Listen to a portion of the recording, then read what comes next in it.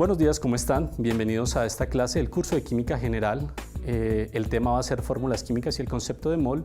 Mi nombre es Walter Ricardo López, soy docente de la Facultad de Ciencias Exactas y Naturales del Departamento de Física y Química de la Universidad Nacional sede Manizales.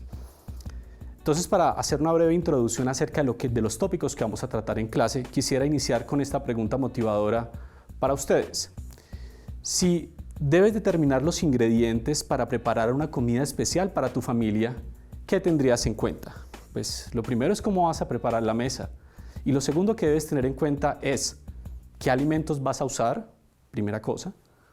Segundo, las cantidades o proporciones de estos alimentos para preparar tu cena. Y tercero, cómo los vas a preparar. Ese es el eje sobre el cual nos vamos a mover hoy. Hoy vamos a tratar de entender y relacionar qué es una fórmula química, cómo está compuesta y qué proporción de elementos químicos hay en el interior de una fórmula química. Entonces, para esto, hablemos primero de qué es una fórmula química. Una fórmula química es una representación simbólica que indica la composición química de una sustancia y el número de átomos de cada tipo que lo conforman. Entonces podemos hablar de sustancia pura como un elemento químico solo, o podemos hablar de un compuesto en el cual tenemos varios elementos químicos que lo forman. Aquí tenemos un ejemplo, esta molécula se llama dióxido de carbono, pero aquí hay dos cosas que quiero que tengamos en cuenta. Primero, los símbolos de los elementos.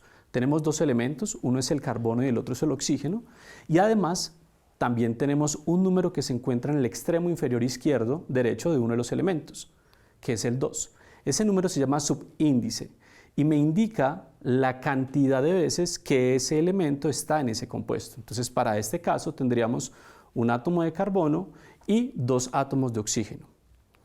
Aquí tenemos tres ejemplos más. El primero es la molécula de agua, en la cual tenemos dos átomos de hidrógeno por un átomo de oxígeno. El siguiente es la molécula de glucosa, en la cual tenemos 6 átomos de carbono, 12 átomos de hidrógeno, 6 átomos de oxígeno. Y el último es el del oxígeno molecular, en el cual tenemos 2 átomos de oxígeno. Estos 4 elementos que les he mostrado en esta diapositiva corresponden a un fenómeno muy importante para la vida en la Tierra y es la fotosíntesis. Esta es una descripción de la reacción fotosintética desarrollada por las plantas. Ahora, aquí hay otro concepto también que es muy importante que abordemos y es la estequiometría de composición. Este término se refiere básicamente a definir las cantidades o proporciones de los elementos que están presentes en un compuesto en particular. Y eso va muy de la mano con la ley de la composición constante, que dice que las muestras diferentes de un compuesto puro siempre tienen los mismos elementos en la misma proporción de masa, en masa. Ahora, ¿qué tipos de fórmula nos vamos a encontrar nosotros en los textos de química? Tenemos básicamente dos grupos. Un grupo que se llama el tipo de fórmulas de tipo químico. En este tipo de fórmulas básicamente se indica el número de átomos que tiene un compuesto y los símbolos de cada uno. Aquí tenemos una tabla en la cual tenemos el agua, entonces tenemos 2 hidrógenos y un oxígeno.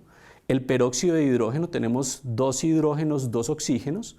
El cloruro de hidrógeno, donde tenemos un hidrógeno y un átomo de cloro. El ácido sulfúrico, donde tenemos 2 hidrógenos, un átomo de azufre, 4 átomos de oxígeno. El ácido nítrico, en el cual tenemos un hidrógeno, un nitrógeno y 3 oxígenos. El ácido acético, en el cual tenemos 2 carbonos, tenemos 4 hidrógenos y tenemos 2 oxígenos. Y el amoníaco, en el cual tenemos un nitrógeno y 3 hidrógenos. Pero también tenemos otros tipos de fórmulas, otros tipos de representación de las fórmulas. Entonces tenemos representaciones de tipo estructural. En esta representación no solamente tenemos los elementos que conforman el compuesto y sus proporciones, sino que además tenemos la forma en que se unen estos elementos en el compuesto. Entonces tenemos representaciones de tipo estructural. Este compuesto que les estoy presentando acá es un compuesto que tiene 3 carbonos, tiene 8 hidrógenos, es un alcano, se llama propano. En esa representación de tipo estructural, a través de líneas se representan los enlaces que están uniendo los átomos en el compuesto, pero también podemos representar esto a través de un modelo de barras y esferas. En esta representación lo que tenemos es que los átomos oscuros o las esferas oscuras que ustedes ven ahí corresponden a los carbonos y las esferas claras corresponden a los hidrógenos, unidos ellos a través de barras. También tenemos otro modelo que es el modelo compacto, en el cual hay una redistribución en el espacio de estos átomos para el modelo. Entonces, a continuación vamos a hacer una simulación en la cual ustedes van a poder ver esto. Entonces, vamos a utilizar para esto la página del PET en Colorado y vamos a tratar de construir una molécula. Entonces, entramos al simulador, es de acceso libre y gratuito. Damos clic en donde dice una molécula y aquí lo que vamos a hacer es que nos vamos a encontrar al lado derecho con una lista o con una tabla en la cual tenemos diferentes tipos de molécula. Y en la parte inferior vamos a tener los átomos para poder formar estas moléculas. Entonces voy a formar la molécula de agua. Entonces ya sabemos que la molécula de agua básicamente son dos átomos de hidrógeno y un átomo de oxígeno. Entonces lo que voy a hacer es tomar el átomo de oxígeno y luego voy a unirle los dos átomos de hidrógeno. Aquí ya tengo una representación de este compuesto, es decir, ya tengo un tipo de fórmula. Y ahora lo que voy a hacer es poner esta fórmula en un plano tridimensional. Entonces aquí tenemos nuestra molécula de agua. Si ustedes se fijan, hay un átomo más grande que es el de oxígeno, que está representado como una esfera roja. Y tenemos dos átomos pequeños que son los del hidrógeno. Este modelo, que sería el modelo compacto, también se puede cambiar y se puede utilizar el modelo de barras y esferas, en el cual tenemos nuestro átomo de oxígeno unido a estos dos átomos de hidrógeno. Podemos cerrar acá la simulación y simplemente lo que vamos a hacer es arrastrar y ubicar acá la molécula que nos corresponde. Vamos a hacer otra. Vamos a hacer la molécula de oxígeno molecular. Entonces, lo que tenemos acá son dos átomos de oxígeno que se van a unir. Vamos a pasar al modelo en 3D. Aquí tenemos el modelo de barras y esferas y luego podemos pasar al modelo compacto. Entonces aquí la ventaja de este simulador es que yo puedo rotar la molécula como a bien tenga y me permite ir interactuando directamente con las moléculas. Entonces voy a acomodar esto en el ítem. Este simulador se lo recomiendo bastante porque tiene una diversidad de aplicaciones. Aquí vamos a hacer una aplicación diferente y es que vamos a construir una molécula. Voy a tratar de construir la misma molécula que habíamos visto antes, que es el propano. Entonces vamos a tener un compuesto de 3 carbonos que van a estar unidos entre ellos a través de enlaces, pero van a estar unidos también con átomos de hidrógeno. Entonces voy a ubicar los átomos de hidrógeno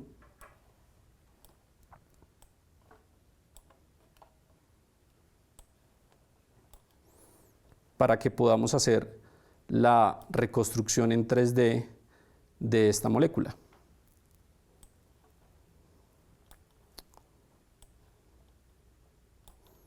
Entonces aquí ya tenemos la molécula, la vamos a ver en 3D. Entonces aquí tenemos el modelo compacto de esta molécula. Para este caso, los átomos de carbono se representan como esferas de color gris y los átomos de hidrógeno van a estar en un color gris un poco más suave, casi como blanco. Y aquí lo vamos a pasar al modelo de barras y esferas. ¿Ok? Entonces, continuando con la presentación, hay otro concepto que es muy interesante incluir cuando estamos hablando acerca de fórmulas químicas y es el concepto de iones y compuestos iónicos. Entonces, ¿qué es un ion? Un ion es un átomo o un grupo de átomos con una carga eléctrica. Y un compuesto iónico es un compuesto que está formado por iones. Ahora, cuando hablamos de iones, tenemos dos tipos de iones. Tenemos iones con cargas positivas que se llaman cationes y tenemos iones con cargas negativas que llamamos aniones. Vamos a verlo a través de un ejemplo. Entonces tengo este compuesto, es un compuesto iónico, es cloruro de sodio. En este compuesto iónico, cuando está disuelto en agua, vamos a tener sodio más y cloro menos, es decir, vamos a tener el catión sodio y vamos a tener el anión cloro. ¿Y por qué se da este fenómeno del símbolo más y del símbolo menos? Pues básicamente hay que recordar que la materia en estado neutro o los átomos en estado neutro van a tener igual cantidad de cargas positivas e igual cantidad de cargas negativas. Recordemos que las cargas positivas están albergadas en el núcleo del átomo y las cargas negativas o electrones están girando alrededor del núcleo o se encuentran alrededor del núcleo. Entonces, ¿qué es lo que ocurre en este ejemplo? Lo que ocurre es que el átomo de sodio, que está representado acá como Na, que es el símbolo químico del sodio, si ustedes se fijan hay una esfera de color rojo, eso es un electrón. Entonces lo que ocurre es que cuando se da la unión entre sodio y el cloro, el sodio cede ese electrón a la molécula de cloro. Recuerden ustedes que los electrones tienen carga negativa. Entonces esa carga negativa que estamos viendo arriba del símbolo del cloro corresponde básicamente al electrón que el sodio le está cediendo. Ahora, ¿por qué aparece la carga positiva en el símbolo del sodio? Pues aparece por aquel principio que hablábamos antes de la neutralidad de los átomos. Al perder una carga eléctrica negativa o un electrón, voy a tener un exceso de cargas positivas. Y ese exceso de cargas positivas se va a manifestar con el símbolo más, que es el catión que se encuentra en la reacción, que es el catión sodio. Ahora, ¿cómo podemos nombrar algunos de estos compuestos iónicos? Entonces les traigo esta tabla que es tomada del libro de Química de Weiring, la 10ª edición, en el cual tenemos dos colores, un color azul y un color rosa. En el color azul vamos a tener los cationes más comunes y en el color rosa vamos a tener los aniones más comunes. Si ustedes se fijan en la tabla, aparece por ejemplo en los cationes el primero litio con un símbolo arriba, que es litio más. Ese más quiere decir que tiene una carga positiva, que es lo que aparece en la siguiente columna. Tenemos por ejemplo potasio, potasio más, quiere decir que tiene una carga positiva. Y luego tenemos, por ejemplo, calcio, calcio 2 más. ¿Qué pasa con el calcio? No va a tener una sola carga positiva como catión, sino que va a tener dos cargas positivas. En el lado rosa de la tabla tenemos los aniones, entonces podemos tener de primero el flúor, si ustedes se dan cuenta tiene menos, es menos una carga, es decir, va a tener esa carga cuando lo pongamos en una solución. Tenemos bromo también con menos una carga. Tenemos, por ejemplo, el OH o el hidróxido también como menos una carga. Entonces, interesantemente, la fórmula de un compuesto iónico siempre se va a ajustar de acuerdo al número de cargas positivas y negativas de los iones, de tal forma que cuando sumemos todo nos dé cero. Lo siguiente que hay que mencionar acá es que el nombre de un compuesto iónico se forma mencionando primero el anión y luego el catión. Les voy a dar algunos ejemplos. Entonces, por ejemplo, acá tenemos fluoruro de sodio. Fíjense que el flúor es el anión, por eso lo estoy nombrando primero, y el sodio es el catión, por eso lo estoy nombrando después. Sin embargo, cuando escribo la fórmula, se altera. Primero se va a escribir el catión y luego se va a escribir el anión. Otro ejemplo, sulfato de hierro. Aquí tenemos el catión y el anión también. Fluoruro de calcio, en el cual tenemos el catión calcio y el anión fluoruro. Y también tenemos el hidróxido de sodio, en el cual tenemos el catión sodio y el anión OH. Ahora, recuerden que acá debemos ajustar o debe estar siempre, como estamos hablando de compuestos que están en estado neutro, la suma de cargas positivas y cargas negativas deben ser cero. Entonces aquí he puesto la carga de cada uno, tanto de catión como anión en cada uno de los compuestos. Tengo sodio más 1, flúor menos 1, entonces cuando hago la operación me va a dar 0 la resta. Sulfato de hierro, entonces tengo la carga del catión hierro más 2, la carga del anión sulfato menos 2, hago la resta y me va a dar 0. Entonces, de esa forma yo me puedo dar cuenta que mi compuesto es un compuesto que está en estado neutro. Ahora, otro término también muy importante que debemos destacar es el de las masas atómicas. Entonces, cada elemento en la tabla periódica tiene una masa relativa característica y esa masa hace que sea diferente de cualquier otro elemento en la tabla periódica. La escala de masas atómicas relativas con base en la unidad de masa atómica se conoce como UMA y esta se define exactamente como un doceavo de la masa del átomo de carbono. Entonces, por ejemplo, aquí tenemos varios ejemplos. El hidrógeno va a ser aproximadamente una UMA, el símbolo es H. El sodio, símbolo Na, aproximadamente 23 UMAs. Magnesio, aproximadamente 24.3 UMAs. Esto lo podemos definir, lo podemos encontrar o lo podemos hallar como que las masas atómicas van a ser igual al peso fórmula de los elementos y estos pesos fórmula los encontramos todos en la tabla periódica. Ahora, otro concepto que es muy interesante acá es el de moles y masas moleculares. La mol es la unidad de cantidad de sustancia en el sistema internacional. Se escribe como mol y se representa como N. ¿Cómo se define la mol o cómo se ha definido la mol? Entonces la mol se define como la cantidad de sustancia que contienen tantas entidades, átomos, moléculas, iones u otras partículas que hay exactamente en 0.012 kilogramos de un átomo de carbono. Ojo, hablamos de átomos cuando tenemos un elemento solo, hablamos de moléculas cuando tenemos mezclas de varios elementos en un compuesto. Entonces, una mol se ha definido que tiene 6.022 por 10 a la 23 átomos o moléculas. Átomos si hablamos de un elemento solo, moléculas si hablamos de un compuesto. Esto es lo que conocemos como el número de Avogadro. ¿En honor a quién? En honor al señor Amodeo Avogadro, un físico químico italiano que trabajó con gases y que hizo muchos avances. Pero interesantemente, la definición de número de Avogadro solamente aparece reportada en el año 1909 en un trabajo del doctor Jean-Baptiste Perrin, en el cual incluye este número de Avogadro, y a partir de este momento es que se empieza a hablar de este término. Ahora, la masa de una mol de átomos de un elemento puro en gramos es igual a la masa atómica o peso fórmula de ese elemento en unidades de masa atómica o UMAS. Eso también se conoce como la masa molar del elemento y sus unidades son gramos mol. Vamos a ver algunos ejemplos. Entonces tenemos un elemento, el titanio, símbolo químico Ti. El peso fórmula es de 47.88 gramos. La masa atómica va a ser de 47.88 UMAS. La masa molar va a ser de 47.8 gramos sobre mol. Es decir, que yo puedo establecer una relación entre una mol, la cantidad de átomos o moléculas que tengamos y el peso fórmula. Entonces vamos a ver un ejemplo práctico. ¿Cuántos átomos de hierro hay en 136.9 gramos de hierro metálico? Entonces, lo primero que voy a hacer es buscar en la tabla periódica cuál es el valor del peso del hierro. Entonces, el peso fórmula del hierro es 55.85 gramos, es decir, que la masa atómica del hierro va a ser 55.85 UMAS y esto va a ser igual a una mol de hierro. Ahora, ¿cómo resuelvo el problema? Entonces, debo tomar los gramos de hierro, obtener las moles de hierro y luego obtener los átomos de hierro. Entonces, vamos a empezar la operación. Tenemos 136.9 gramos de hierro, que es lo que nos da el problema. Vamos a hacer el factor de conversión. Una mol de hierro tiene 55.85 gramos de hierro. Gramos con gramos se deben cancelar y nuestras respuestas son 2.45 moles de hierro. Ya voy en la mitad de la resolución del problema.